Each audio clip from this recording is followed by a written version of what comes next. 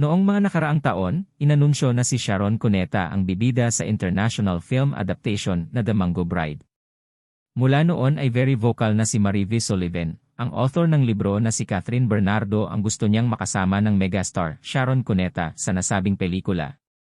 Magandang proyekto ito para kay Catherine dahil first time niyang magbibida sa isang international film at maipapakita niya ang kanyang galing sa pag-arte. Pero nang kumpirmahin ni Marivi sa kanyang IG account na hindi na matutuloy si Catherine sa The Mango Bride ay marami ang nalungkot. Sabi ng author sa mga Kathniel fans. Unfortunately, she declined. Scheduling conflict. Dahil wala si Catherine, naghanap sila ng ibang artista. Sa recent IG post ni Marivi, nakatag si Bianca Umali. Tila kinumpirma na ng author na ito na may nakakuha na ng role na dapat para kay Catherine.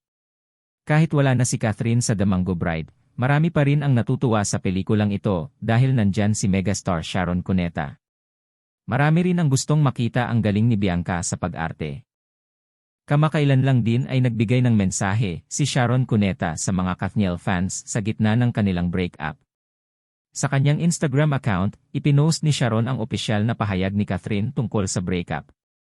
Ayon kay Sharon, kahit nakikita sila ng mga fans sa TV, hindi pa rin nila alam kung ano ang nararamdaman ng dalawa kapag wala ng kamera nakatutok sa kanila. Pagkatapos ay pinaalalahanan niya ang mga Kathniel fans na maging matatag at huwag kumampi sa anumang panig sa dalawa.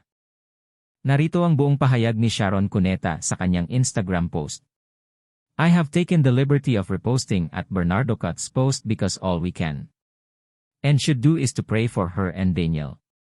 Madami talagang naghiwalay o naghihiwalay na pala na hindi naman natin alam o naiintindihan o baka ayaw intindihin.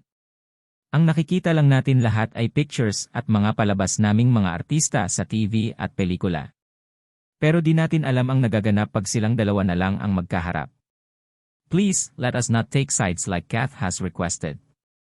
Be kind to those who are hurting and pray for them instead of judging and making up stories in our heads. Be strong too, Kathniel fans. If you truly love them, you must love them even if they are now apart. God bless you, my girl Kath, and you too, DJ. Only you two know what is best for you, and everyone else should respect that and not make it their business. I love you both, paglalahad ni Sharon Cuneta. Ikaw, ano ang masasabi mo sa isyung ito? Abangan ang iba pang showbiz updates and happenings.